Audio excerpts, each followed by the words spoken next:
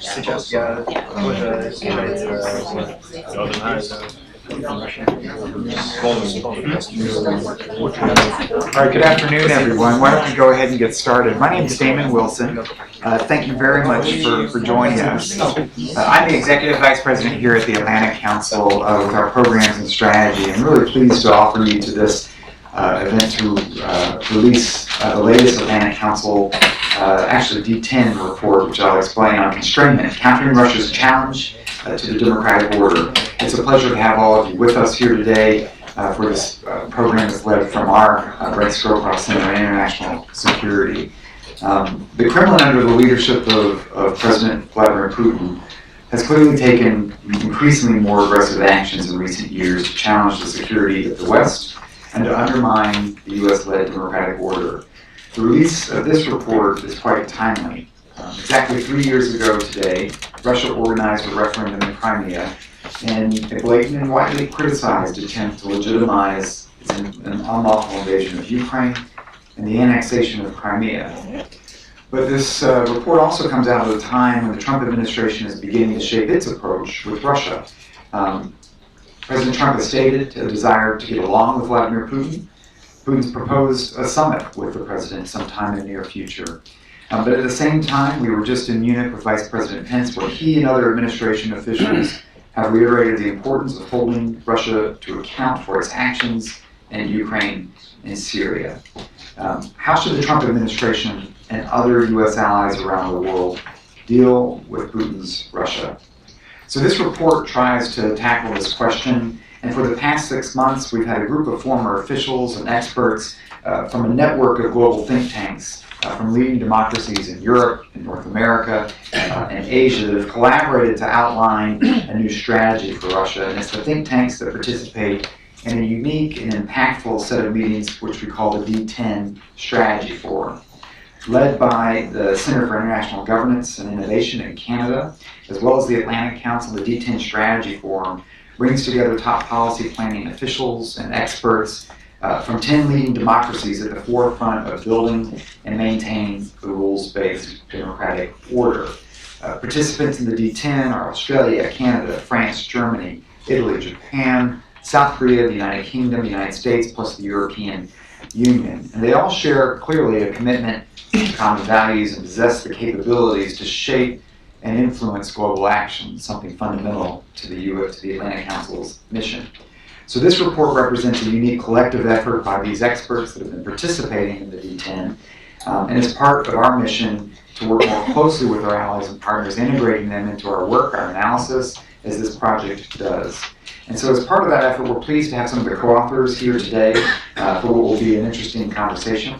And in just a few minutes, we'll be hearing more on the challenge of Russia and how to address it from our panelists with perspectives from across many of these countries. But to kick off today's discussion, we have the privilege to be joined by Ambassador Sandy Burchell, who will provide his take on the challenge that we all face in dealing with and mapping out a strategy with Russia today. As many of you well know, Ambassador Burchell served as ambassador to Moscow from 2001 to 2005 in the early days of Vladimir Putin, and has served, of course, as U.S. ambassador to NATO, to South Korea, and more recently as Deputy Secretary General of NATO. He's now, we're very proud to say, at the Atlantic Council as a distinguished fellow, helping to guide much of our work in this area. Before Ambassador Burchell speaks, I'm going to turn to Simon Palomar, who's with us, to offer a few words of welcome on behalf of our key partner with this, the Center for International Governance Innovation, or CG, which was a founding partner in this D10 Strategy Forum, and we're extremely grateful for your commitment to this initiative and for your work. So let me invite Simon to the stage, please. Thank you. Hi everyone. Thank you, Damon, for the kind introduction. And I'm just simply here on behalf of the Center for International Governance Innovation in Canada. We've worked on the D10 Strategy Forum with the Atlantic Council for about three years now. And I have to thank Ash James, who I think has done a tremendous amount of work helping put this together, and a great partner, even though we sometimes almost come to blows. Generally a very productive partnership. And when I was talking with Ash about this and how we're gonna frame this discussion and whatnot, he suggested I kind of give a little bit of perspective, from sitting in Canada, observing Canadian politics, Canadian foreign policy. And so I'm just going to just take a couple minutes and abuse my time at the podium a little bit here, just to reflect on the fact that when we started this process, D10 Strategy Forum, it's remarkable where you look at where we are today in terms of the conversations, in terms of the diagnosis of the challenge that Russia is posing to Western foreign policy, and where various government participants and think tank participants think policy ought to go. None of this is static, and I think that sounds kind of obvious. Things change, but what we've seen over the last few years, particularly in Canada, is a real evolution in terms of thinking and in terms of policy. And it's kind of gone through 3 stages. You had the initial stage after the Russia's invasion of Crimea, which really kicked off this round of terrible relations, where the attitude was very much one of showing toughness, being very resistant, being rigid. Talk about downgrading relations, severing formal communications. That Russian policy wasn't just aggressive; it was intolerable. As time progressed, a new government comes into Canada, and there's some thought about, well, perhaps that original line is too hard. Was it wrong in style? Was it wrong in substance? And should it be changed? And there was talk about, reinvigorating relations with Russia, cooperating on issues of mutual interest. And perhaps it was, an error in messaging and less an error in substance, but this led to the impression that Canada, at least in some circles, was willing to really, was perhaps a bit shaky on Russia, perhaps a little too forgiving, willing to, change policy dramatically and move away from its allies. I don't think it was a correct critique, but it was certainly the talk.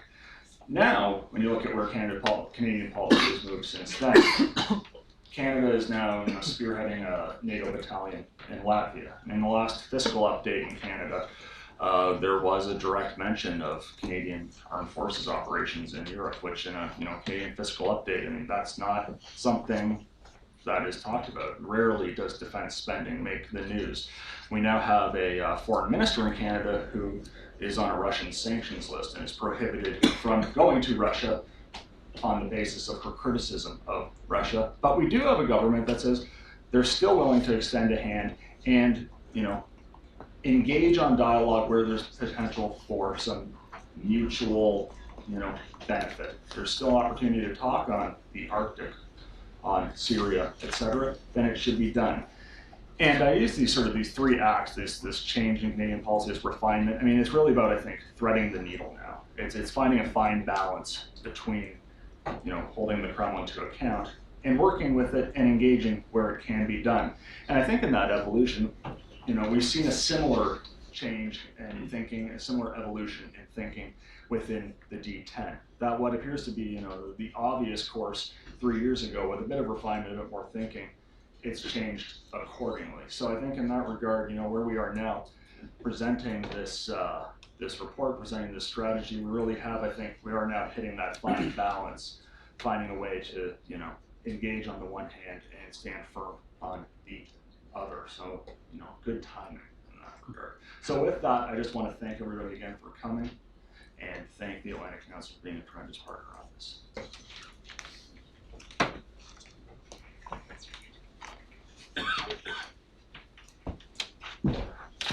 Good afternoon. Thanks, Damon. Thanks, Simon.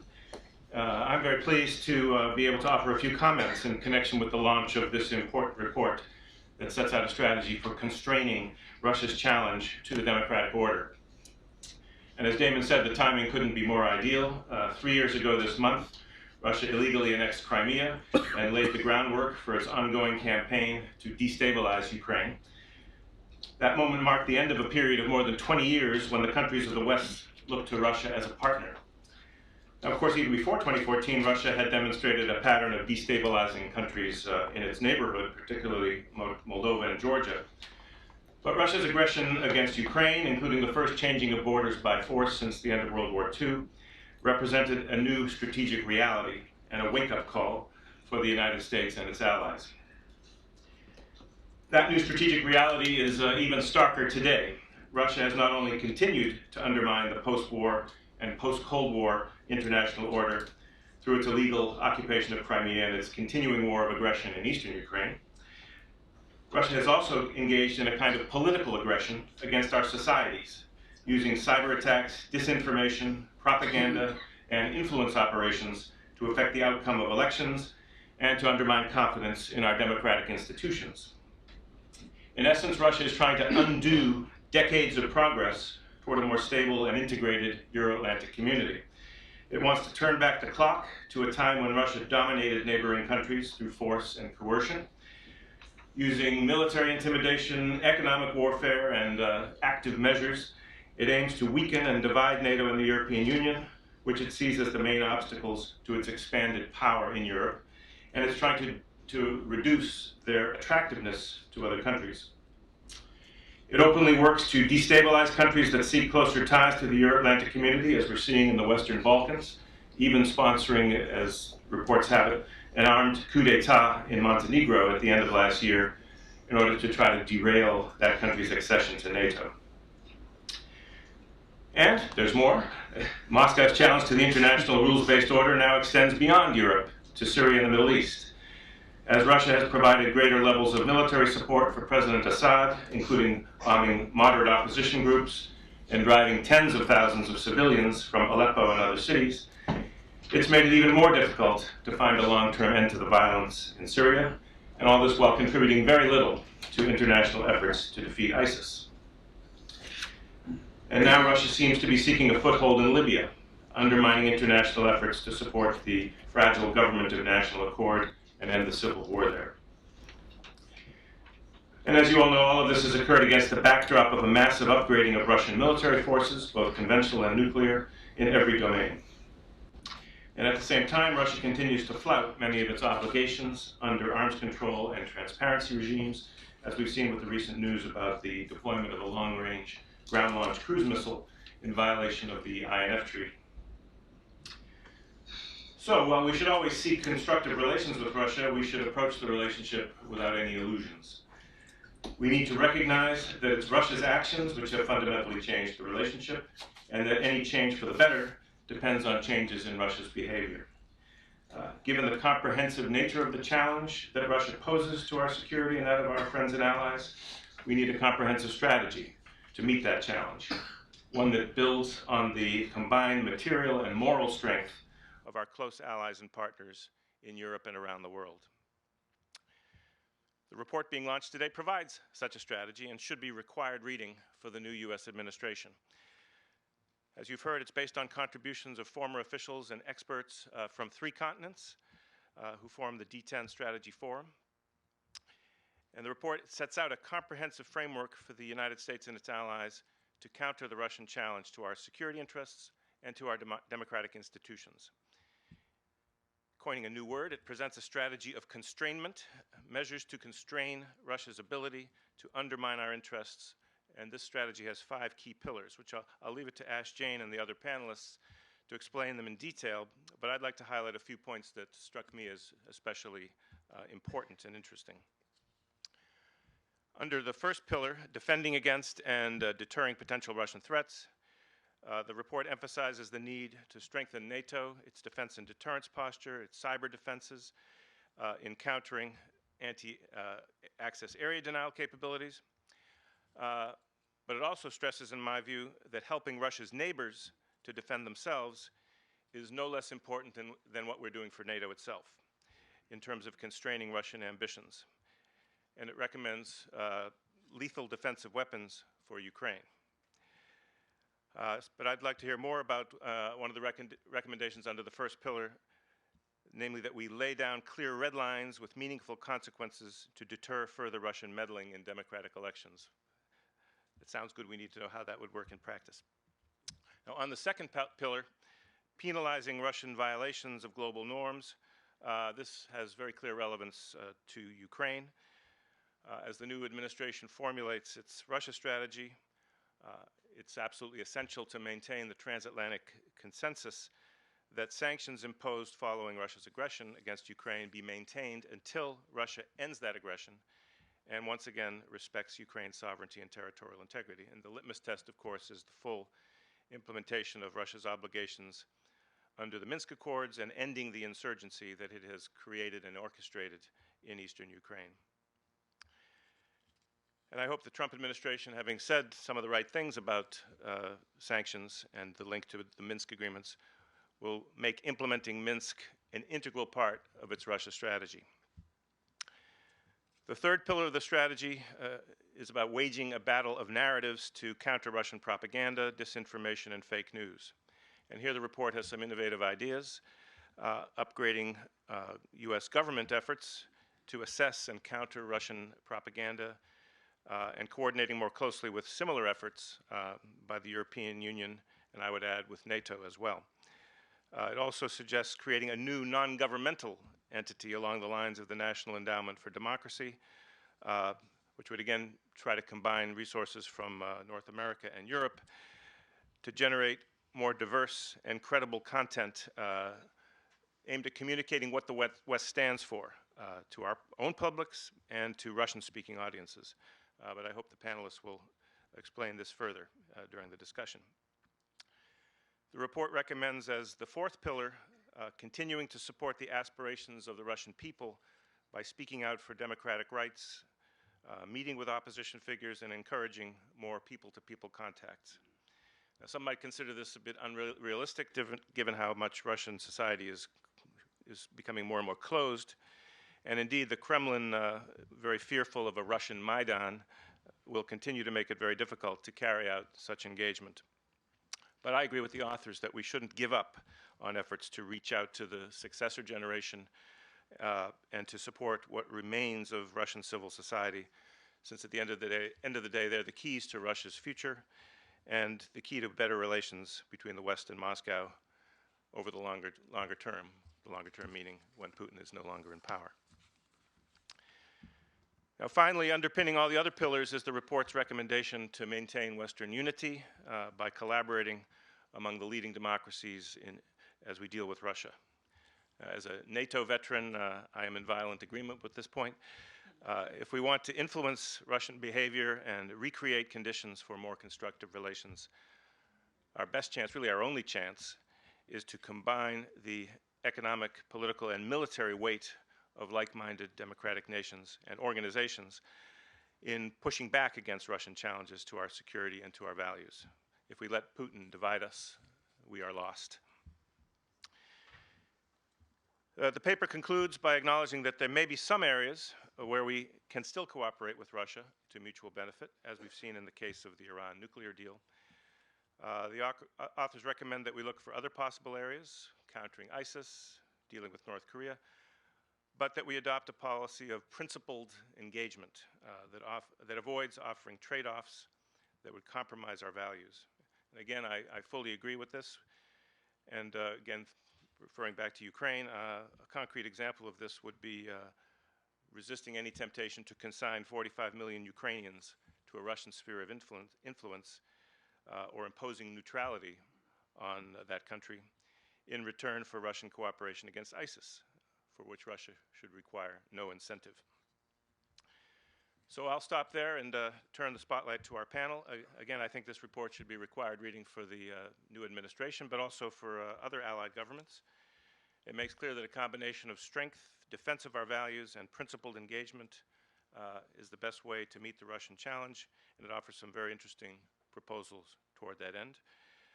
We heard some high praise from Senator Rob Portman yesterday, who said that the strategy laid out by the Atlantic Council and together with CG presents a clear-eyed and comprehensive approach to relations with Russia that highlights the potential for cooperation on areas of mutual interest, while acknowledging the severity of the Russian threat and the need for sustained US-led engagement to defend shared values and interests. So that's the message, and let me turn it over to our panel. Thanks very much.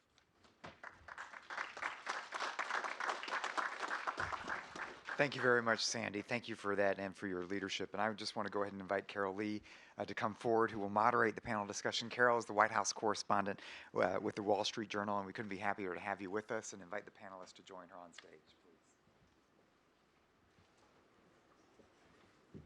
Hi, thank you. We're going to begin the discussion with a 3-minute video, so if you'll all just take a look at this, that'd be great. Thank you.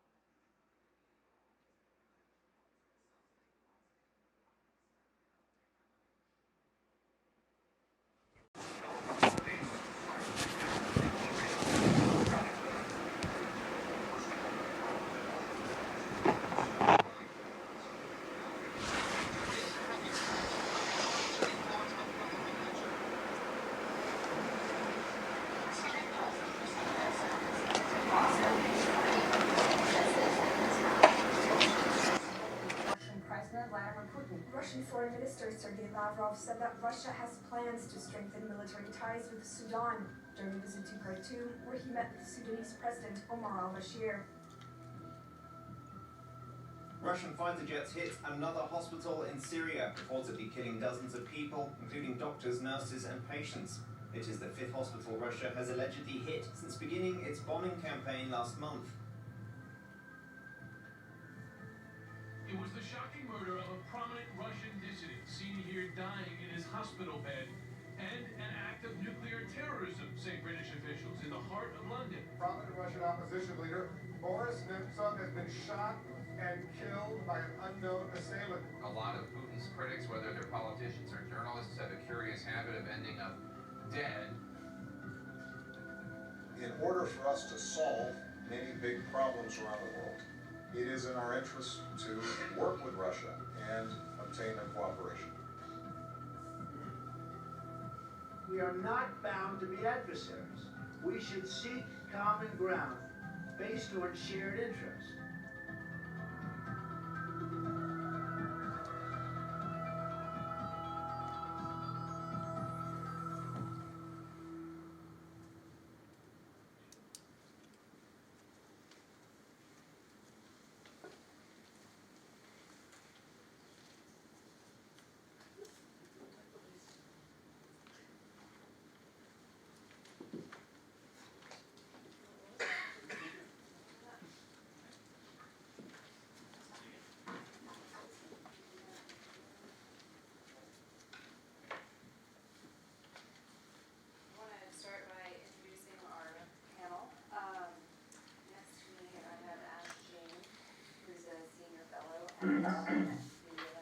And a former member of the Secretary of State's policy planning staff.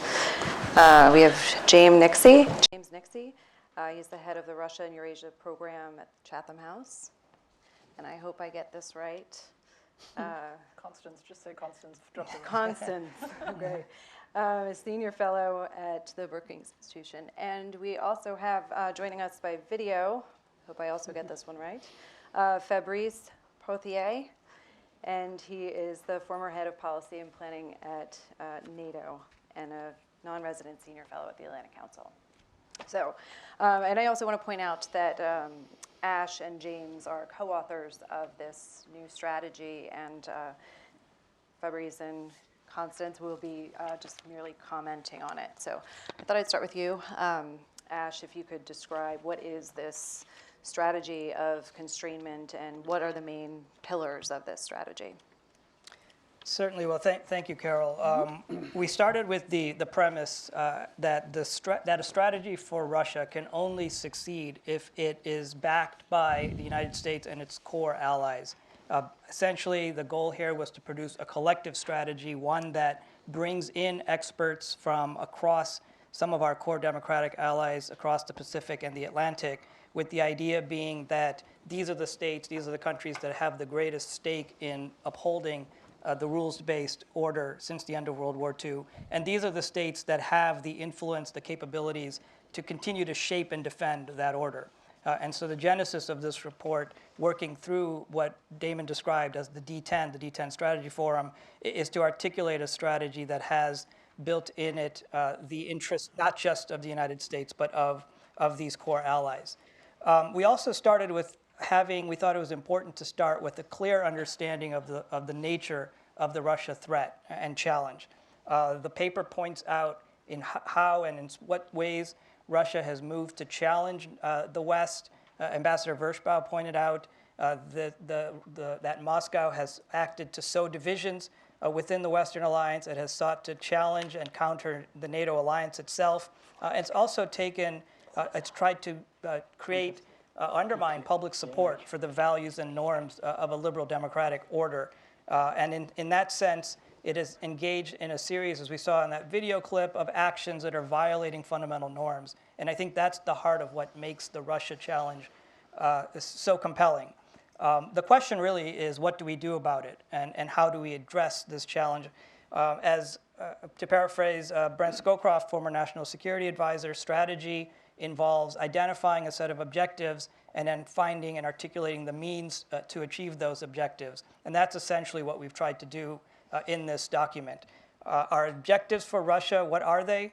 Well, ideally, we would be looking to see a Russia that would be willing to join the West, partner with the West to support and uphold the basic norms and principles of the post-World War II order. We would like to see the West cooperate in terms of promoting a Europe that's whole, free, and at peace. Obviously, under Vladimir Putin, that kind of vision is completely unrealistic, given where he's coming from, his own personal objectives and ambitions, and those for Russia. Instead, the West will have to focus on a more realistic set of objectives in the near term, and that's where this notion of constrainment comes in. The goal should be to constrain Russia's action, to limit its ability to undermine and challenge the West, and to uphold the rules-based order and the legitimacy of that order. And how do we get there? Well, that's the five-part strategy, the pillars of containment. Ambassador Vershbow already highlighted and summarized the essence of those pillars. I'll just add a couple of comments to that rather than repeat each of those pillars once again. I think it's important as part of this first and really the primary pillar, which is deterring and defending against Russia, which requires providing our allies in Europe, both NATO allies and other partners, with the ability to defend themselves. And so to that end, providing lethal defensive weapons to Ukraine, for example, is essential. It's also important to focus on cyber defense, with the Russians penetrating and every other day coming out with stories of what it's been able to do to penetrate Western cyber systems. And then this issue of election meddling is critical. It's in our report, we suggest articulating these clear red lines, a declaratory policy that makes it clear that the West is prepared to act assertively if Russia engages and crosses these red lines against meddling. Now, how that's spelled out in terms of a set of policies and specific actions, we can discuss that. The pillar on penalties and maintaining penalties against Russia, really what this is engaged or intended to do is to make it clear that to the Russian leadership that they will pay a consequence for their violations of these fundamental norms. Again, as we saw in the video, some of these basic norms of humanity, human rights, complicity in war crimes, it simply should not be the case that Russian leaders be given a pass for those violations, even only because we're looking for some short-term cooperation on sets of issues that are of immediate concern. And that means maintaining sanctions and sustaining them over time, especially while those kinds of violations are continuing. In terms of this third pillar regarding propaganda, disinformation, the Russians have really made it a high priority through RT and these networks of bloggers and people that they're using across, to sow divisions within the West. This has to be raised to a high priority because it's been probably one of the most effective tools that Russia has been deploying, at least in the last couple of years. And there's been an effort through Congress to pass a legislation that creates this Global Engagement Center out of the State Department, which is a useful first step, but much more is going to need to be done. It's not just a government effort, but it's going to require, as we laid out a suggestion, a recommendation that we should be investing in an entity that's non-government, perhaps modeled after the National Endowment for Democracy, which has the ability to drive a narrative, to promote a narrative in favor of defending Western and democratic values, and doing so in coordination with allies. The fourth pillar, the democratic aspirations, so supporting the aspirations of the Russian people. In the long run, we assume, the report suggests, a democratic Russia is more likely to abide by norms and principles of the rules-based order, and so it's in our interest to work with and to support the people of Russia, many of whom have been prevented from publicly stating their desire to move towards a more democratic system within Russia. And so that means giving them a voice, providing them, as we did during the Cold War, meeting with dissidents, having our leaders publicly show that they're with the Russian opposition. Now we have to do this carefully because tainting the opposition in the eyes of the Russian public can be counterproductive, but that doesn't mean we back away from that effort. And finally, this fifth pillar of Western unity, that's one of the keys here, as mentioned at the beginning, that we've got to collaborate and keep that unity, keep the allies united behind a common strategy. The strategy can only succeed if it's done in a coordinated way. As far as engagement, we recognize the importance of engaging with Russia. It's an important country. It has common interests in certain areas where the United States and the West would benefit tremendously by having Russia cooperating, whether it's on nuclear proliferation, terrorism, piracy, other arms control, other issues like that. But we have to be realistic. We have to recognize that Russia has its own interests. Putin in particular, for instance, has a vested interest in the preservation of the Assad regime, more so than in taking action against ISIS. So our suggestion through this idea of principled engagement is to avoid trade-offs, avoid giving Russia a pass for its violations of norms in terms of trying to find expedient cooperation on these specific issues. So that's the essence of the strategy, it's intended to be a robust and principled effort to formulate an approach that will put the West in a stronger position to counter these actions that Russia has been taking over time.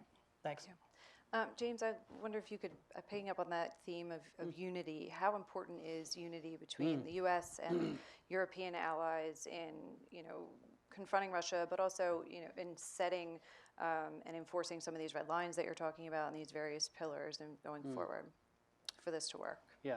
Thanks very much, Carol. And just at the outset, thank you, Ash, and the Atlantic Council for inviting me in on this project. But your question, the importance of unity. Well, at a very basic level, clearly we're stronger together. And I must say, coming from the UK, that Brexit is not exactly helping this process. It does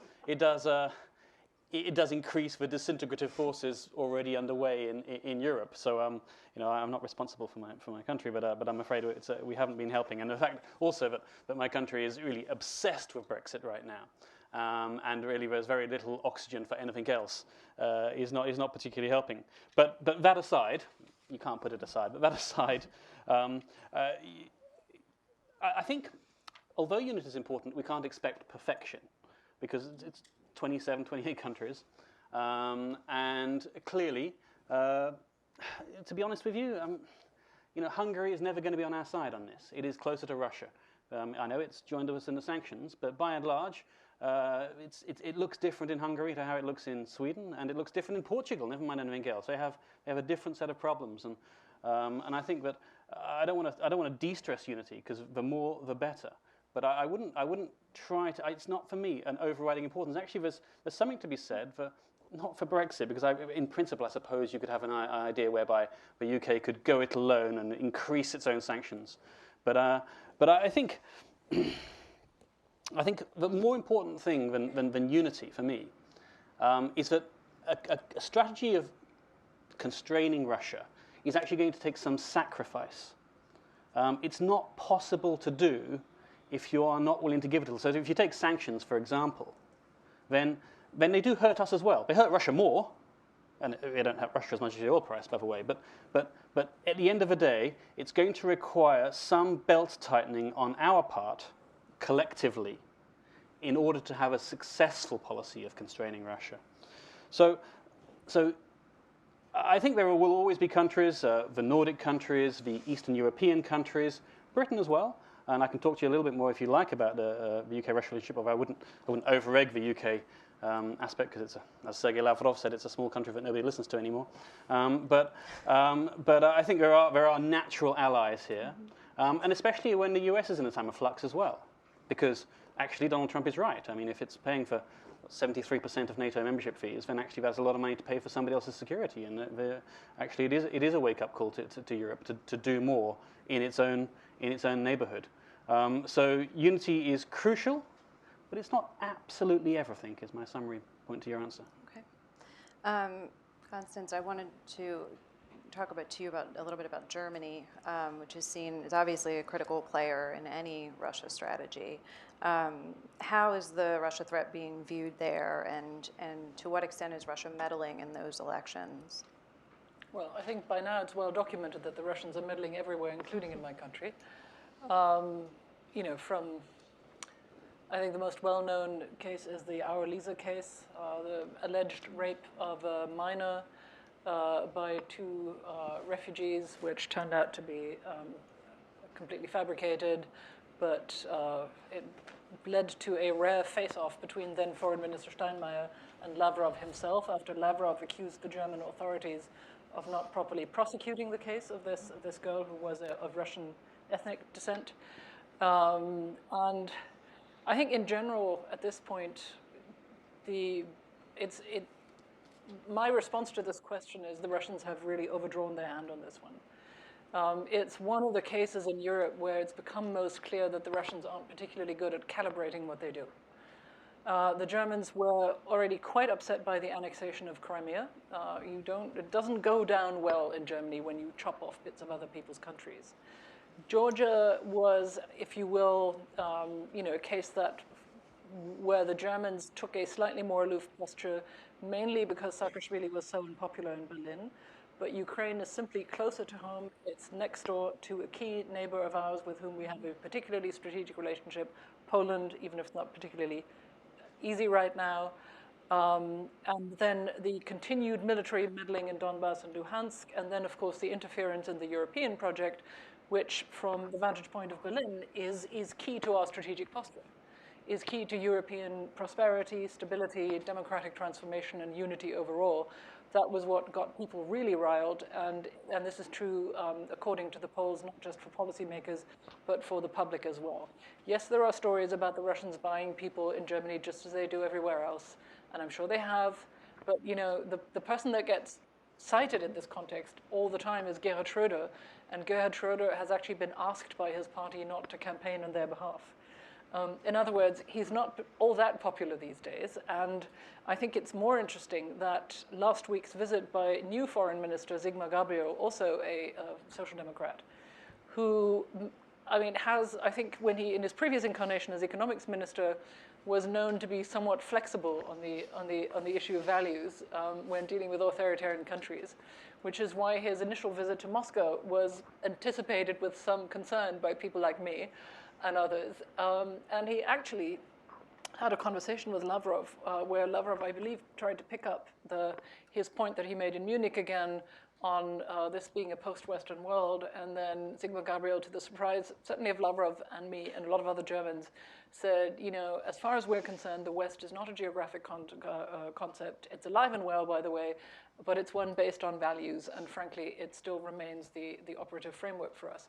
This was, by the way, completely underreported in the English language press. I've been trying to look for a link for a piece that I wrote for the Post, and it's just not there. But so I think on the whole, the Germans currently are very concerned. I mean, they are holding together the sanctions consensus, but and which is a fragile consensus because, yes, as you said, we are paying for those sanctions, and German Industry Federation has been moaning about this somewhat, although they have been told not to moan by the Chancellery. But other countries pay far more. Other countries that are economically more vulnerable and more vulnerable to political pressure. And that is something that I think Berlin has to take into account. And of course, a key point here is American support. If support from Washington becomes wobbly, then the whole sanctions consensus in Europe is open to question in a way that previously simply wasn't conceivable. And that is a very serious worry. Stop there. I'd like to talk more about that because we obviously have a very important visit from the Chancellor tomorrow. But I wanted to get Fabrice in the conversation. Could you just weigh in on what your take is on this idea of a strategy of constrainment, and if you could comment on how Russia is impacting the French elections? We do. Yes. A bit disembodied.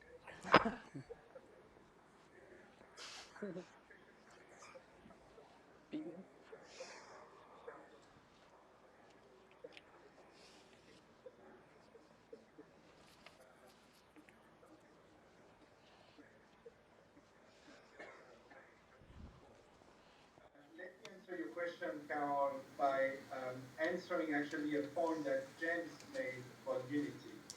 And James took a kind of rather relativist approach to, yes, unity matters, but you know, it's never pretty at 28, and it's not all about unity. I have a slightly different take on this one. I think this is the number one target that Putin is going after. I give you very concrete examples. When I was at NATO, and even after having left NATO, whenever you do a kind of military planning or military scenario about any possible kind of confrontation with Russia anywhere in Europe, the first moves are often the moves that Russia tactically has the advantage. And obviously then the West, the US, and some core allies come together and start to kind of react and understand that this is a challenge, there's a real crisis, despite the fact that it's a hybrid crisis, and you know, somehow we come together. But the one thing that Putin is after is this moment of doubt, this moment of lack of unity, this moment where, you know, some allies think that, well, this is not a real crisis, or it doesn't require a full-fledged response, we should not escalate, and some other allies who are much more hawkish. And I think every time we did scenarios, planning, and exercise at NATO, and even outside NATO, the West wins when the West finds the strength to come together.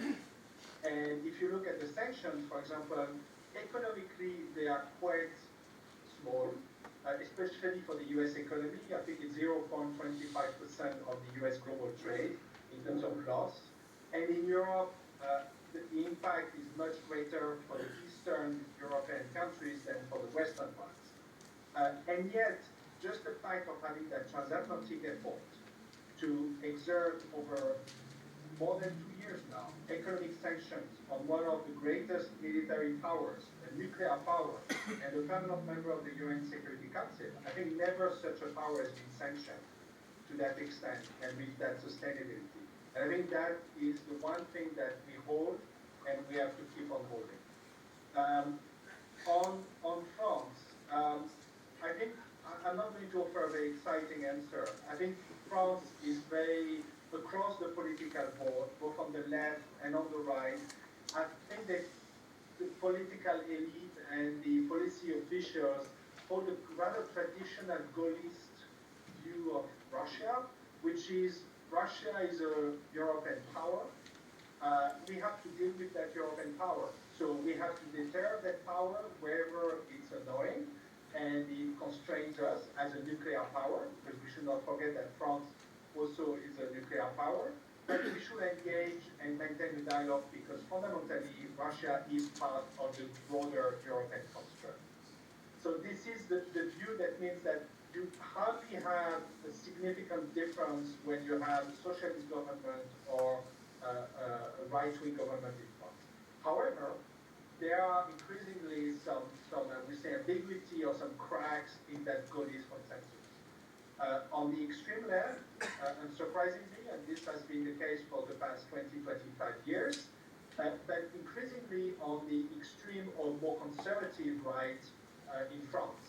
And I think Fillon is a typical example of a politician who has been at the Gaullist school of thinking, who has, when he was prime minister, led a fairly mainstream policy on Russia, and yet recently took a rather, I would say, surprising position of wanting to engage, of relativizing Russia's action in Ukraine. I think Fillon is doing that out of political opportunism to play to a Catholic right-wing base in France, playing the fact that Russia is part of the broader Christian civilization, and therefore we should work with Russia and so on. But it does create a doubt about that. How strong is the Gaullist consensus in France? I just want to finish on one point that James, I'm not going after James, very much like James, great colleague. But I need to correct something that James said, and because it has a real echo currently in US politics. The US is not spending 73% of NATO membership. The US is actually paying 22% of the NATO budget. Actually, it's even paying less than it should based on its GDP because it was concluded that if the US payment was based purely on its GDP, it will be so big that it will basically dominate the NATO budget.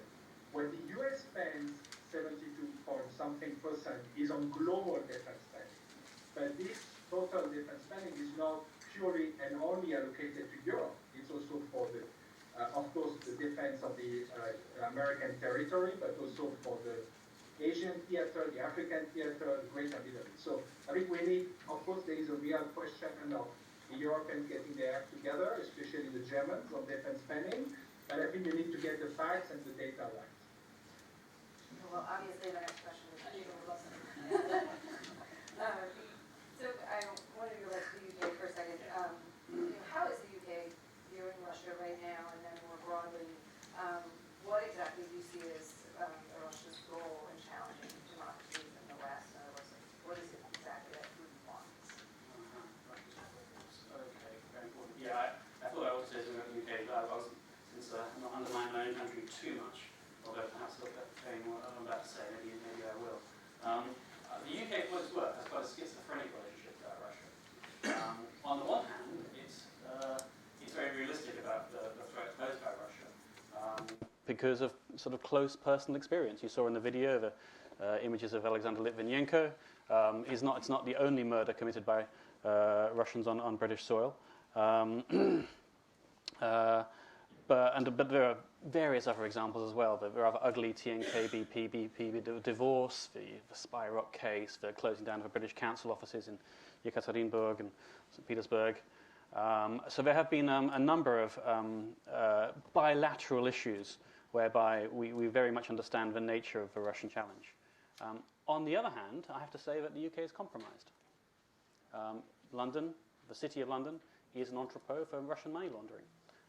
We just can't seem to say no. We have a number of our property market, law firms, silks, accountancy firms, consultancies are often used by PR firms, are used by Russia and the Russians for their own ends and purposes, and the money is simply too attractive for us to object to. So in a way, we have this sort of push-me-pull-you thing in the UK, whereby and this is if you like, this was reflected in Theresa May's, not only in Theresa May's speech recently in Philadelphia to the Republicans, where she says, engage but beware, and by the way, I do think that, although I agree with your point about engaging, and I don't think engagement is a policy, and I think you have to always say what you're going to engage in. But also when Theresa May was Home Office Secretary, or was Interior Minister, as you would say, or Home Secretary, when she refused initially to make the finding, to have a public inquiry into the death of Alexander Litvinenko, because she said it would affect trade and/or international relations with Russia. So I think, for what it's worth, I think the UK needs watching very carefully, because we should all have a healthy scepticism of our own governments, and I do of ours, and I don't entirely trust them. The fact of the matter is that we have some excellent analysts in the Foreign Office in the UK, but their advice and analysis is not always filtering up into policy making. Sorry, Russia's goals, very briefly. I shouldn't have spent quite so long, I'm sorry. Yeah, I think we could mark them out.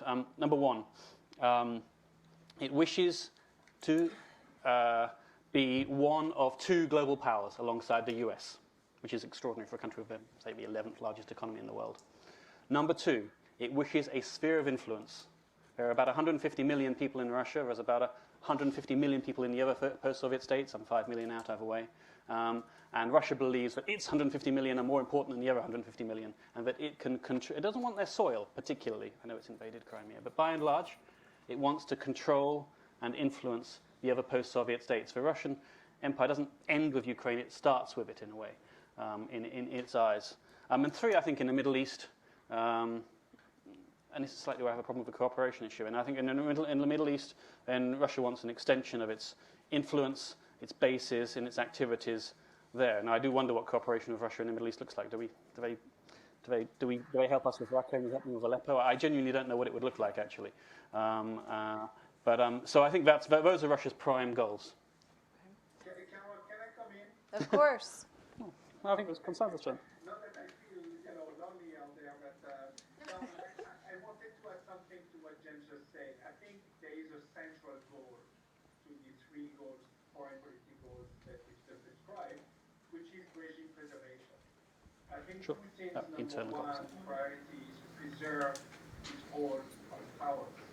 And from there, I think his economic policy of making sure that the 50 or so people around him keep the Putin system going, not too threatened by the sanctions, the need to keep a non-democratic or destabilized buffer areas around Russia, because clearly for him to have a fully functioning young democracy like Ukraine at his door is a huge political threat. And so I think, and the notion of being, equal with the US and other powers is a way to show, I'm restoring the greatness of Mother Russia. But I think regime preservation is really the central goal. And whenever we devise any strategy, we need to keep that in mind to know exactly where we should exert pressure and where we can get leverage. Yeah, I'd like to make several brief points. On your point of London being compromised, I have only two words for you in response, and those words are Deutsche Bank. I recommend the New Yorker story, for example, on mirroring. That brings me to my second point, which is that I think it would be very helpful if Western governments could bring themselves to lay open the money trails. Russian, and if you want, Ukrainian oligarch money, in the West. Because that's aiding and abetting, as far as I'm concerned. And I would be very happy, given the fact that after 9/11 we appear to have overcome much of our squeamishness about the banking secret in the case of terrorism, I don't see why we don't take this equally seriously and publicize some of that. I think that would be very helpful. Secondly, the point I want to make that in all this, you've already mentioned the sanctions, cooperating on money laundering, on combating corruption. In all of this, the EU has at least an equal importance to NATO. In fact, cooperation across the board between the EU and NATO is incredibly important. I'm hoping that at some point we can make that point successfully, or that Merkel tomorrow can make that point successfully with the White House. And I say that because you will have noticed that this White House has made some rather hostile noises about the EU and about Germany's role in it, which are I have to say I find somewhat distressing, because I find them not just not useful, but in fact very, very concerning as we try and protect ourselves against these threats. Finally, I think one point that you haven't mentioned is that the single most important strategic difference between the US and the EU or European member states on Russia is location, and the fact that we Europeans don't have the luxury of selective attention. America, the superpower, can pay selective attention or prioritize, or say we need the Russians for X, Y, Z, and therefore we are willing to close an eye to other things. We don't have that choice. Whatever Russia does will affect us in one way or another in our strategic space, and in ways that, as we have now understood, are of existential concern to the European project. So in some ways, our strategic interests are more sharply threatened, are more sharply at stake than are yours. Particularly at a time when you think what goes on in Europe is no longer of interest to your strategic interests in the periphery of Europe, whether in the east or the south. I mean, to me, that is a fundamentally flawed analysis coming from the White House right now, and I'm hoping that it doesn't win the day. There are signs that it is at least controversial, and I hope it stays that way. But it has certainly sharpened European perceptions of the situation that we're in and what we need to do to boost our own defenses. And we are, of course, aware that Russia doesn't create vulnerabilities, it exploits existing vulnerabilities, and we need to pay attention to that. And I think we are doing that, but the prospect of an America that is not just indifferent to, but possibly actively hostile to some of those provisions is profoundly distressing to any European transatlantic system. You'll permit me to be so blunt. Ash, I want to ask you about the current administration. Obviously, new to office. There's a lot of intrigue around Russia and its president. Outlined Russia's really assertive, and so I guess my general question is it possible at all for this President Trump to have a different outcome or be more successful in dealing with Russia and President Putin than President Obama was or even President Bush was? Let me say a couple of things to that. I think if you look back, of course, the pattern has been for new presidents to come into office thinking that they can now turn the tide on the relationship with Russia. President Bush tried that after he looked at Putin's soul in 2001. President Obama tried that again with the famous reset and the red button to try to get a new relationship with Moscow. Neither one of those efforts succeeded. Trump is coming into office having spoken very actively, obviously, as we all have been following, about the need to get along with Russia, to find a new way to engage. And on its face, I suppose you couldn't fault him for trying to find a new approach that might help generate cooperation on some of the issues that we've talked about. But I think it's of course much more complicated by all these suspicions about what's really motivating the Trump administration in this direction. I think to whatever his motivations are, he's also boxed in by his own advisors in many ways, who are coming to him with, or likely to come to him with advice that is quite different, I think, than his own instincts, and we see that playing out on a regular basis, where it's, the U.S. ambassador to the UN seems to be stating policy positions that are much more assertive on Russia than we're hearing from the White House, General Mattis on military moves, etc. So I'm not sure, it's certainly not clear as yet where the administration wants to take this relationship and whether Trump has the room to maneuver, even if he wants to go in the direction of some kind of new engagement. I would also add, second point is that engagement, in my view, is unlikely to go very far, even if it does get off the ground, simply because although we have some common interests at a general level with Russia, I mean, the Russians also fear or feel threatened by terrorism and radical extremism. They have an interest in trying to prevent nuclear weapons from proliferating around the world. And so there's some basis to try to cooperate on some of those issues and others. But when it comes down to it, it's going to be, they will attempt to link cooperation on even these kinds of issues with some kind of concession from the U.S. and the West. And that's where I think we have to be very careful to not be tempted to give concessions that would compromise our own values-based approach and the larger strategy that we've outlined. That would be a grave mistake. And so, to that extent, it seems unlikely that this effort of engaging the Russians will get very far. Carol, sorry, I don't want to interrupt. Oh, sure, go ahead. Yeah, I think I agree with Ash. I think the U.S. administration is in a pretty bad position right now. President Trump started with basically what was a bad Russia policy, and he now has no Russia policy. And I think his only way to get out of that corner he boxed himself in is to start by Ukraine.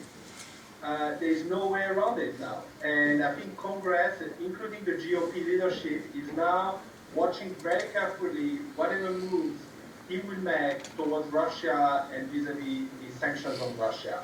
So if he wants to have a Russia policy, I think he has hardly any other option than having to address what is dividing both the West and Russia, which is the conflict in Ukraine.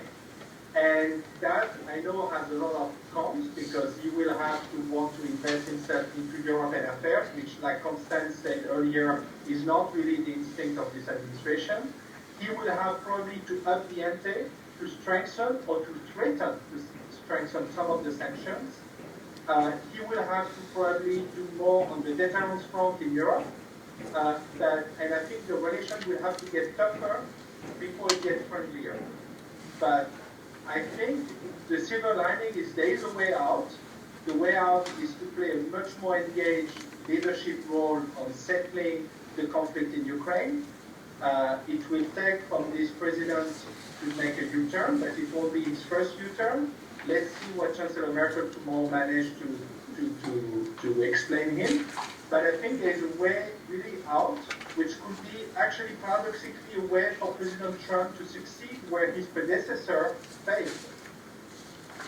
I'd like to get your thoughts on the visit tomorrow by Chancellor Merkel, and just if there's anything that Trump could say or do policy-wise that might put the West in a better position to deal with Russia, or give some clarity to what exactly he intends to do. All I can say is you and a lot of other people. That does seem to be one of the most watched visits of them all. But look, I think at this point, the ambition is going to be twofold. One, to sort of create a favorable constitutional framework for policy that needs to be set ahead of or then signed onto at several important summits in the spring. Yeah. Have we lost Fabrice? That's okay. He's calling. All right, somebody's taking the call. Okay. All right. Okay, there we go. Great. Hi, Fabrice. That's the NATO summit, G20, G7, all these are key. I don't think that Merkel is going to try and nail him down on specifics beforehand. I think the more important aspect of this particular meeting will be to dispel the anxieties created by the, as I said, hostile remarks about the EU and Germany's role in it beforehand by both the president on the campaign trail and his Trade Protection Council director, who has accused Germany of using the euro as a front for German currency manipulations, which, even by some recent historical standards, is strong language. So I think that's it. I mean, given that this White House tends to be slightly less tightly scripted than some of its predecessors, I think that would incline a German diplomat to be even more cautious in pushing for specific outcomes, so as not to push the things in the opposite direction. And I put that carefully down. Yes. We'd like to take some questions from you guys.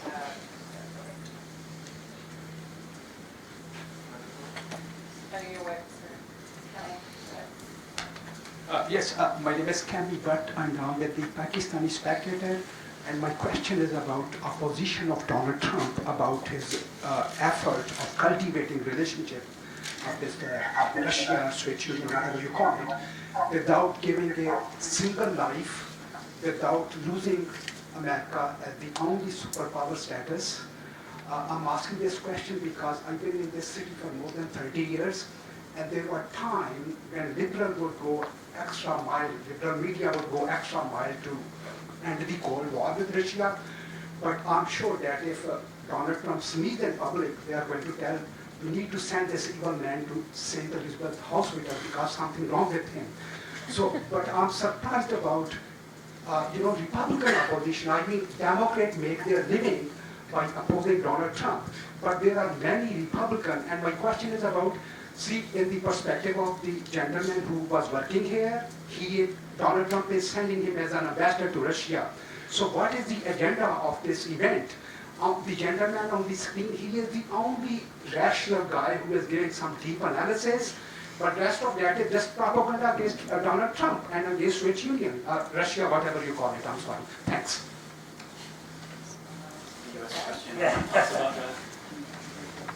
Well, not exactly sure what the question was, but yeah. Why people are opposing so strongly about Russia? Because when Donald Trump can have cultivated relationship without giving Americans. See, there was time when conservative Republicans wouldn't mind giving a couple of thousand of American life to, Yeah, I guess I'll take the question as why not engage Russia?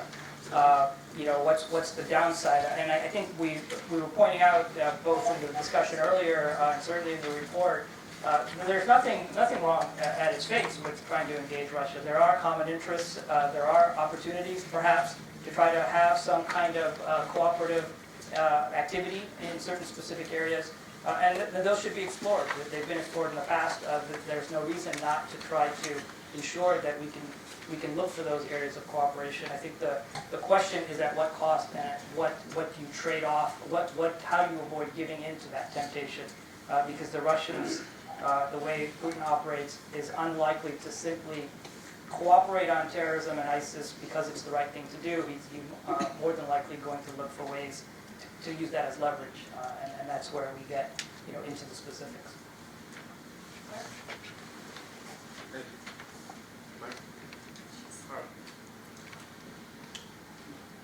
I'm Harlan Ullman with the Atlantic Council. An observation and a question. When I was in Moscow last, it was late at night, too much vodka, and I was speaking to two exceedingly senior Russian officials. And I was taunting them using Ambassador Verskuyev's active measures.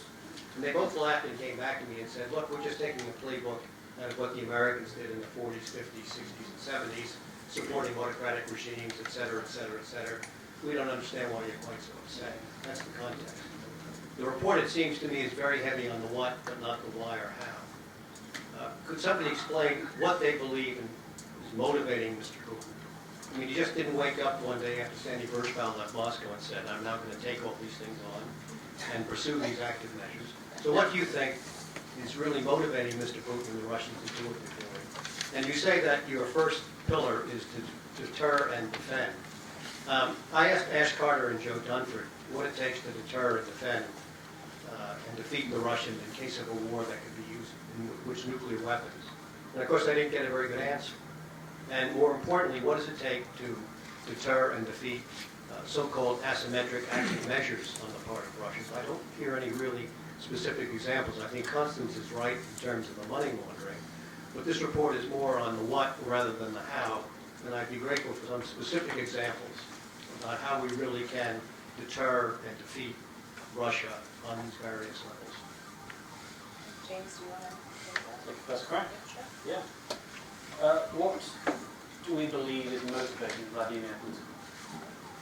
First of all, I would say that we don't just have a Putin problem, we have a Russian problem as well. It's not. I wish it were true, but I wish it were just Vladimir Putin. But I'm sorry to say, I was lecturing in a provincial Russian town a couple of weeks ago, and the younger generation in Russia, which I think Andy Zhechko was referring to, are not especially encouraging. I have to say, partly because they're fed by the Russian state-led media. Unlike when you go to Minsk or Astana, you just talk to the younger generation there, when they actually want to go west, they have Western aspirations and Western liberal ideals.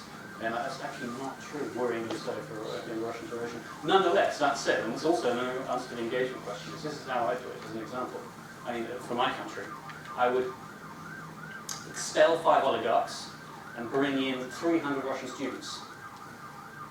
And that makes a clear statement that you're not anti-Russian, you're not Russophobic. You want to encourage, but the right types of Russians. So as a specific point, since you asked, I mean, I think there are real specifics one can do. Actually, by the way, to prove that we're not Russophobic. Russia performed an enormous service in the Second World War. We actually didn't send anybody to the commemoration. And I think we should send the biggest wreath to thank Russians for what they actually. I think they lost about 30 million. They had an enormous sacrifice to Russia, and I think it should be acknowledged. I think we should give them credit where it's due. But unfortunately, there's not much credit due. At the moment, the ledger is stacked against Russia. If you cumulatively add it up, and Russia doesn't have many points in the positive column. It has a few, and I would absolutely go with those. But if you're taking engagement over Iran, I mean, as I understand it, and actually the Russians sort of really crucial on the Iran nuclear deal. They sort of stepped aside and let it happen. Absolutely. So I think there are real. Yes, I understand. I do agree with Ash. I do agree with the report, obviously. That there are areas of cooperation which one can engage in. But unfortunately, I'm sorry to say that the values and for real cooperation, you need shared values and shared interests. And actually, we just don't have enough of them. What about the target feet? Can I want to address that? Yeah, sure. Two things. Your line of questioning, very often when I get that, the next question is about Russia being encircled by NATO. That's a thesis that I reject. That simply hasn't been the case. I think we have to firmly keep in mind, and for a German that's somewhat easier to do, that the Balts and other Eastern European countries ran away from Russia for a good reason. And that is why they are members of both the EU, the NATO, and the Euro, because all of this is political signature as well. And I believe we have an obligation to protect them.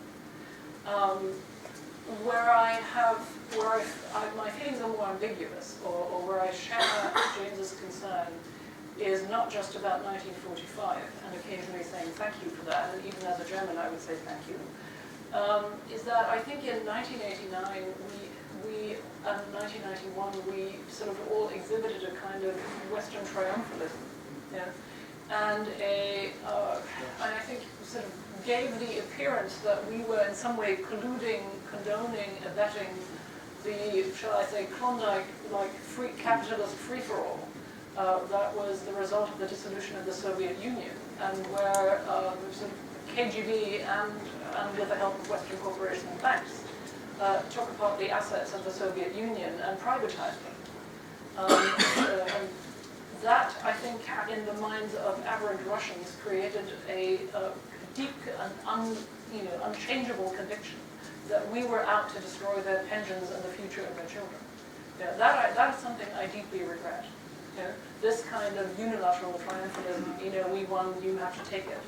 And you know that in this town, and presumably in Europe as well, but particularly in this town, that was a movement that was quite prevalent. And I think that has done enormous damage. One point I would beg to differ with you on the all of Russia. I don't think it's helpful. The all of, the notion it's not just Putin but Russia per se. I think it's really dangerous and works against us to generalize in this way. And I say this because the German version of the realist likes to say that the Russians are, really not Europeans, they're kind of Asian, and therefore human rights and democracy are not for them. I have to say, I find that racist. I think that it is absolutely, utterly unacceptable to not assume that Russians don't want a decent society. A society where they have freedom from fear, from want, and all the other freedoms, same as us. Maybe on their own cultural terms, but not anything fundamentally different from what we have in the West. And I think that we should always work on the basis of the assumptions that is what Russians want as well. And that to the extent that we are seen as colluding somehow and preventing the achievement of that kind of decent society, we are hung together with the kleptocrats at the top of the Russian power pyramid. Anybody want to talk about counter defeat? To answer the German question on what does veteran strategy really mean concretely, I think the starting point is it's very hard to deter a power that is part of our system. I think we have to acknowledge that. This is not the Soviet Union where there was, despite some economic relations going on between the West and the Soviet Union, there was a certain economic isolation or containment. Here you have a power that is part of our financial systems in the city, that is part of major investments, energy investment, especially in Europe. So it's part of our blood and muscle systems of our economies and societies. So deterring a power like this is not so clear-cut, first point. Second point, like someone said earlier, Russia and Putin are going after our gaps, our geopolitical gaps, the Western Balkans, Eastern Europe, the Black Sea, and other parts of the North Atlantic in strategic terms. So I think what we've got to do in terms of deterrence strategy is to fill those gaps and tighten them. I think the Western Balkans is an area where we have to pay greater attention. The North Atlantic is an area we've neglected because we are focused on other military planning hot points. And I think we need to look at how the Russians can potentially constrain us and cut the links between the US and Europe should there be a need for reinforcement. Vulnerability also means we need to build up more resilience inside our societies and our partner societies like Ukraine. I think the best way to fight the Russian money is to fight our own corruption. We fight our own corruption and porosity in our economic systems, and the Russians will not be able to exert that much influence with their money in the future. And finally, on the last point made by Constance and mentioned earlier by James and also by Sandy, I think we should not have given up in coming through this iron curtain that President Putin is trying to build with this Russian narrative carried out by Russia Today and all these media outfits. If we look at the Cold War, it was won to a very large extent on the cultural front. And if you look at accounts of how the societies that were on the other side of the Iron Curtain, either the Soviet satellites or even the Soviet Union itself, they pay attention to what they heard from the West. Many people were dreaming of joining the West. And to give you one last example, there is an excellent documentary that won, I think, some Academy Awards and many prizes called Winter on Fire, which is about the Maidan Revolution. I encourage you all to watch it. It's on Netflix. And I met the director, and he explained me that the documentary, the day it went live, was hacked 200,000 times by people from Russia. Hacked in order to view it, because of course in Russia it was not allowed to watch Winter on Fire on Netflix. And yet more than 250,000, probably now even more people, have hacked in order, in different ways, to watch a documentary that is about the democratic uprising in Ukraine. So I think that part we should not give up. Two quick points. One that I think NATO right now has the deterrence and defense thing in the Baltic pretty much cut and dried. I mean, the red lines have been made very clear. If the Russians try any funny business, we are going to be there in a second. And I think that has registered. I think that that's had, in fact, an impact on Russian decision-making. That said, it is, and in combination, in fact, the assurance, deterrence, defense that we put up there together with the sanctions, I think has made it very clear to the Russians that further territorial activities would be so costly that they're not worth undertaking.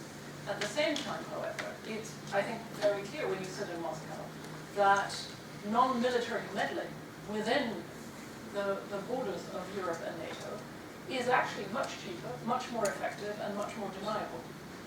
And therefore is simply, in many ways, the more intelligent strategy to pursue. And there I have to say what we're looking at is a game of two different long games. A European long game and a Russian long game, and the question is who wins out. I don't think you can't win a long game in the end, not in the same way that, I mean, you don't have an obvious victory. You know? It is something where you just end up being the stronger one. And I think the only way that we in the West do that is two things. One, we look to our resiliences, to the vacuums that we need to fill, and to the legitimacy and effectiveness of our own representative democracies, markets, and social contract. That is where the game is at. That is where non-military power, where soft power comes in, and where both the European nation state and the EU and transatlantic cooperation play a huge role. If we miss out on any of those, we stand a much higher chance of losing. On the Russian side, I think the Russians don't have the capabilities, ideological or political, to play anything else than a game of spoilers.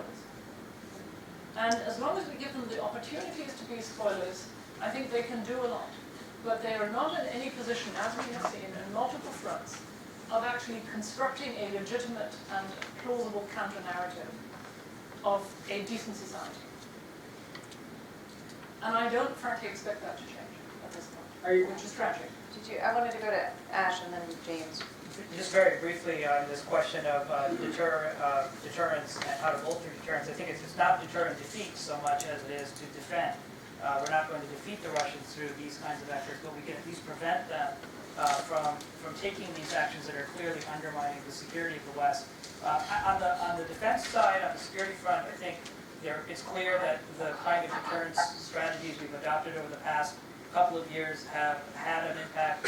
Rotational forces through the Baltics and efforts like that send a message and make it clear to Russia that they're going to pay a price.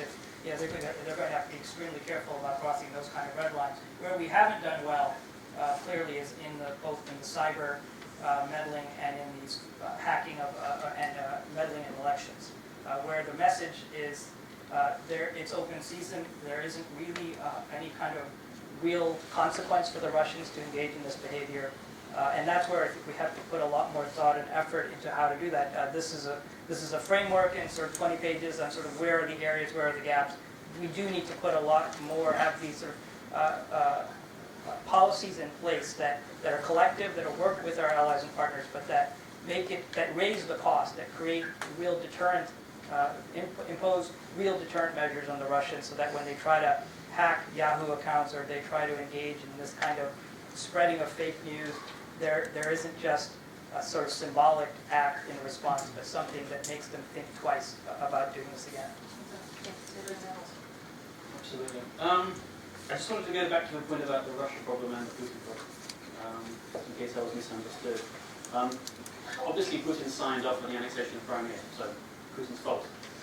But I think we know that if he were to follow their bus tomorrow, then any likely successor is likely to, by and large, continue his policies. Yes, we would extend olive branches and it would be an opportunity.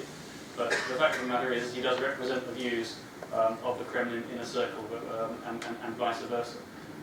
But I can't help but feel that, unfortunately, there is a problem in Russian society at large, whereby they do feel Ukraine is part of them in a way which we can't understand. I mean, it was explained to me that if Ukraine is, just the origins of Russia are in Kiev and Rus, are in Ukraine, and for them it is almost personal, and that is a problem. If we believe it to be a matter of international law, and that Ukraine, of 45 million people, as you said, is as a legitimate, independent, sovereign actor with a right to undergo its own foreign policy and geostrategic orientation, and we have to stick with that. And this is actually another thing to do.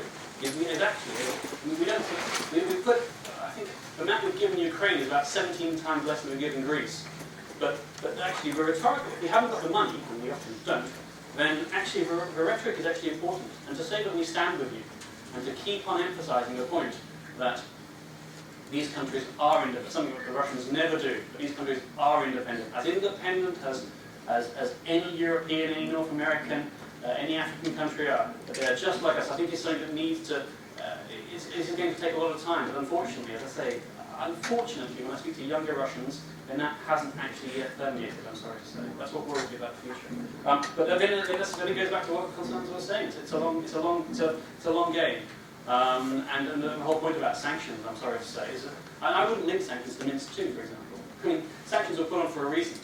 And that reason was actually the destabilization of eastern Ukraine and the annexation of Crimea. It therefore follows, logically, that in order to remove sanctions, then the reason for putting sanctions on also needs to be removed.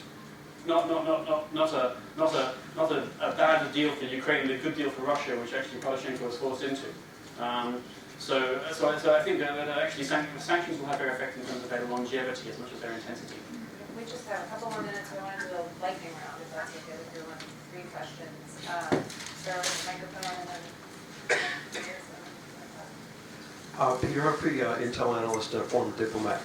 My big concern is that even if by some magic we were able to force Crimea back into the Ukraine, once again undoing the 1954 gift, that we would face a century of roadside bombings and utter chaos within Crimea. So would it be possible for a realpolitik transactional president to make the deal that you get the hell out of Donbass and Luhansk and maybe Transnistria in exchange for recognition of repeal of the 1954 gift to the Ukraine? Is that a possibility?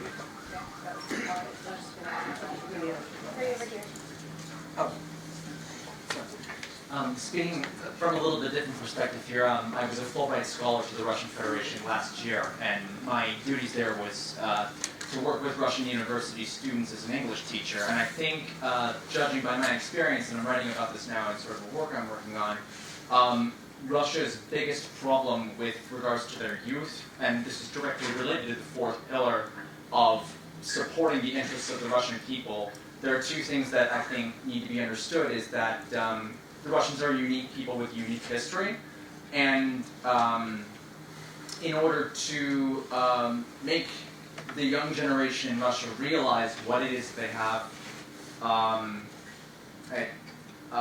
there has to be cultural exchange, and I can speak for all of my Fulbright colleagues as well. There isn't simply a need only to deter, only to defend, which we should deter against tyranny, and we should defend human rights, which Russia has violated. There has to be cultural exchange, I think, in order for the younger generation to want to work with the West, and that's all I had to say. But down here in the front.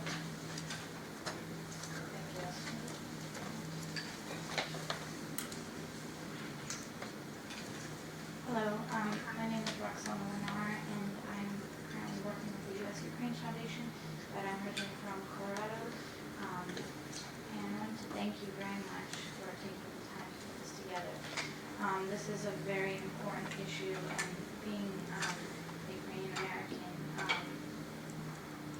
ever since I was a child, I've been enculturated with my Ukrainian heritage. And basically, I just want to make some comments about things that I've heard, just to kind of defend the Ukrainian side, and to just kind of go with what Mr.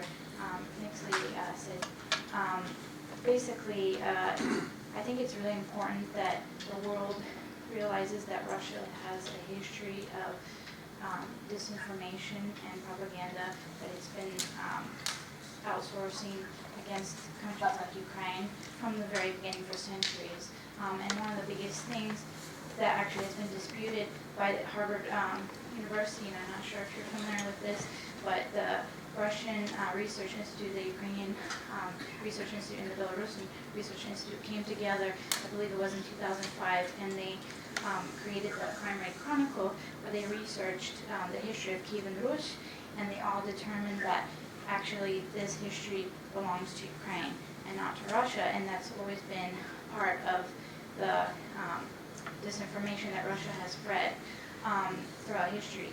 It has taken a lot of historical facts and distorted them about Ukraine. That's just one example. And I think it's very important that European countries and Americans all over the world start to study and research the historical facts about Russian disinformation, because they are masters at it, of manipulation. When you look at Stalin and what he did during World War II, about Holodomor and Ukraine and other examples. Did you want to ask another question? Well, sure. My question, I guess, could be, considering that if you present this information to our current administration, to Trump, and if he refuses to read your papers, is there kind of a backup plan? Fair question. That's not really for video. Constance, you wanted to take the first one, and then I want to take a second look, I think you have to distinguish here between what you think is realistically achievable and what international law says. And under international law, and I happen to be an international lawyer, the annexation of Crimea was illegal, full stop, regardless of the history. Certainly the way it was done was illegal. And there are other ways, if you think you have historical claims to a territory, there are other non-violent ways of going about that, offered to you by international courts. In other words, while I think it is unlikely that there will be a restitution of Crimea to Ukraine anytime soon, I think it is unacceptable to accept that in any way that is legally conclusive. And one of the models that I could think of using for this is the international status of Berlin during the Cold War, which is accepting reality, but at the same time not accepting it legally and making demarches at every possible point to say that we don't accept it. That's the way it was for Germany with regard to East Berlin. Now, the much larger risk to me is one that you haven't mentioned, which is that and which is something that Europeans are very worried about, is a deal over Ukraine that results in a de facto partition of Ukraine. In other words, that results in a concession, de facto, of eastern Ukraine to a Russian sphere of influence. That, to me, is even more unacceptable than the other.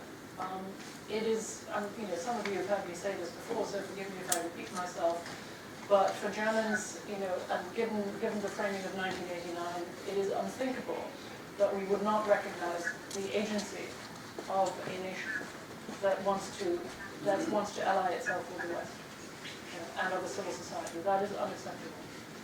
And so I think that is something that where Europe would, much of Europe, not all of Europe perhaps, but much of Europe, including Germany, would find itself parting company with Washington if this was seriously suggested. And as you know, there are factors in this town that have been espousing this kind of a territorial deal for quite a long time, in fact, significantly preceding this election. And one of the reasons why I think that is not workable is that, it's not just morally and legally unacceptable, it's also practically not workable, is that there no longer are any walls. People are mobile, and you can't make them disappear into gulags anymore. In other words, if Russians don't like it, if Ukrainians don't like it, people will move. In fact, they already are moving. So I think a territorial partition of the kind that we knew during the Cold War was possible politically and legally only under the conditions of the Cold War and is not replicable today. And to suggest otherwise, I think, is simply a political fallacy.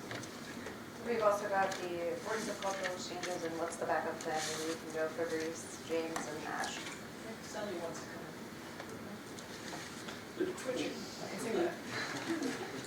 Bruce? So, yeah. Okay, just make sure you're clear. Sorry, can you repeat, please?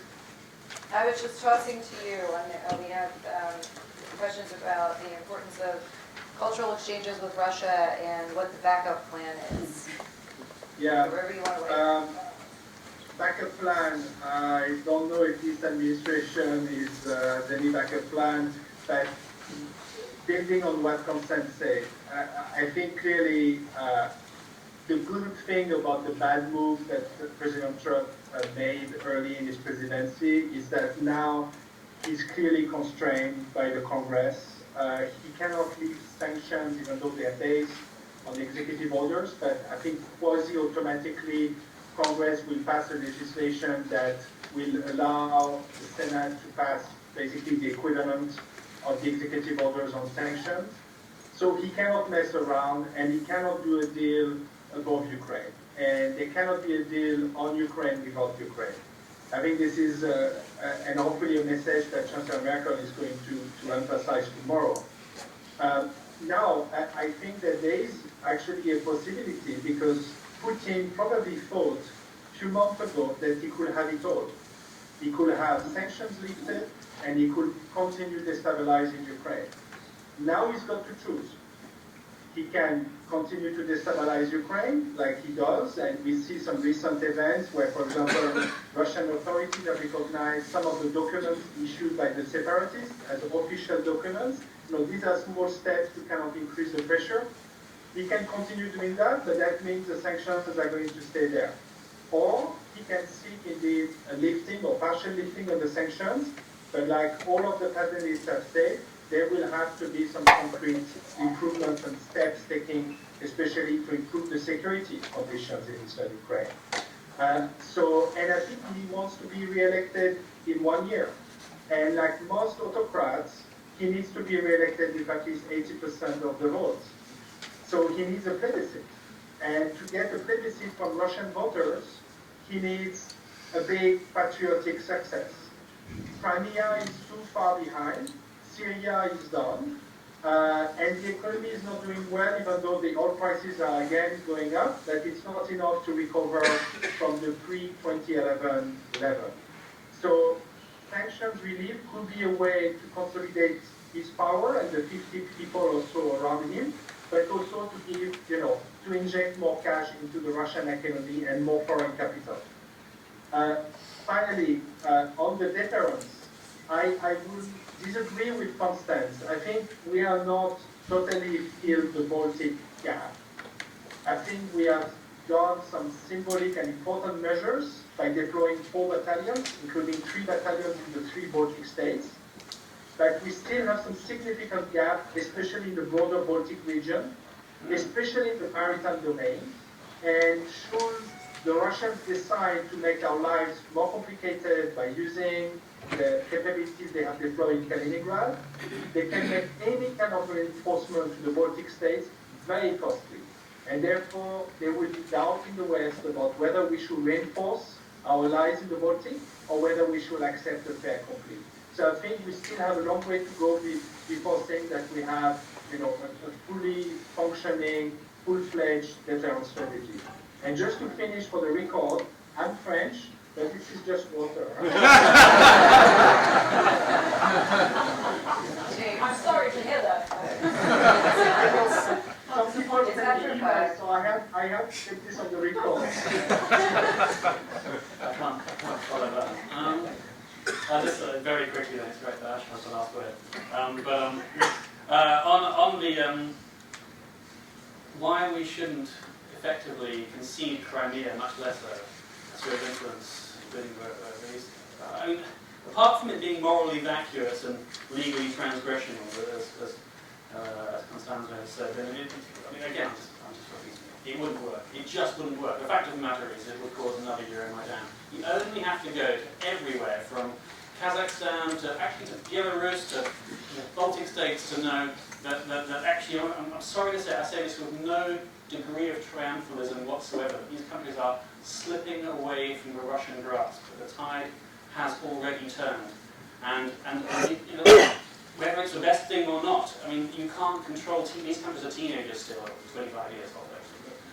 And then you can't control them. I mean, George H.W. Bush in Kiev's speech tried to limit their nationalist, independent tendencies, and it just doesn't work in the long run. People want to break free. So apart from the fact that I think we should be sticking to our principles because that's what separates us and our values, then it simply wouldn't work in the real world. On the question of cultural exchange, I hope I'd already made that point, and I certainly agree with you, sir. And it's how I started out in the business, and it's actually why I became a Russophile 25 years ago when I did a cultural exchange and lived there. But unfortunately, my political training ever since then has unfortunately tempered that, and I'm afraid you tend to fall out of love as a result of what is another set. But you said that Russia is a unique people, and of course, but isn't everyone? I mean, at the end of the day, so there shouldn't be this sort of Russian specificity, because that is actually part of the problem, I'm afraid to say. And then the backup plan. That's such a hard question. But I mean, all I would say is I think we're in a lot of trouble if it doesn't work out in the US, because we'd be a lot poorer for it. But I suppose it means more responsibility for Europe. you could have a hope over experience that maybe Russia is in decline. Of course, Russia has a lot of damage on the way down, and that may won't work out. But I actually think that all of these elements, the unity element, the US, NATO, they all need to come together for this to work out. But even then, it's a very, very long term game. And events will play, take 2017. I think events will play a specific part. I mean, things we can't predict specific along the way. But there is all to play for here. I mean, this is still a game. This is still sort of on a knife edge, just like your country, your country of your ancestors. Ukraine is on a knife edge. It could go, towards increased corruption, or it could join the West. And I think there's a lot to play for. There's a lot to still do. And so we absolutely, perhaps I hope this is one doesn't from this report, that we really mustn't give up because the game is still in play. Get the last word. Okay, yeah, just two quick points, and then we're out of time. I fully agree with the idea of cultural exchange and people-to-people contacts. I think this is the long-term way in which the soft power advantage that the West has will ultimately succeed. That there will only be real change in Russian behavior, in our relationship with Russia. I think once we have a government that is more open to Western and democratic values. And so one way to do that is to make sure we invest in these kinds of contacts with students, with people, with just the sort of exchange of views, and that comes from being in direct contact. What's the backup plan? I think one other way of looking at it is to say, well, if President Trump himself is headed in a particular direction, there are ways to continue to try to ensure that he has to pay attention to the political environment around him. And I would offer two sort of suggestions around that idea. One is the officials that are in positions of authority, the Secretary of Defense, the Secretary of State, the National Security Advisor, to the extent that they can be armed with arguments and with policies and approaches that help ensure that we're taking thoughtful measures and steps on Russia that maybe could constrain, as we say, constrain this administration. The second is on Capitol Hill. I think Louise mentioned the idea that there are members of Congress very supportive of maintaining sanctions. That can be legislated. There are members of Congress that are highly concerned about any attempt to try to sell out the Ukrainians or to try to diminish or to try to create some kind of deal with Russia that undermines our other interests in other areas of the world. So I think Congress will also serve as a pretty significant check on anything coming out of the administration that might be to our detriment. To Congress. Exactly that. Thank you, everybody, and thanks to our panel.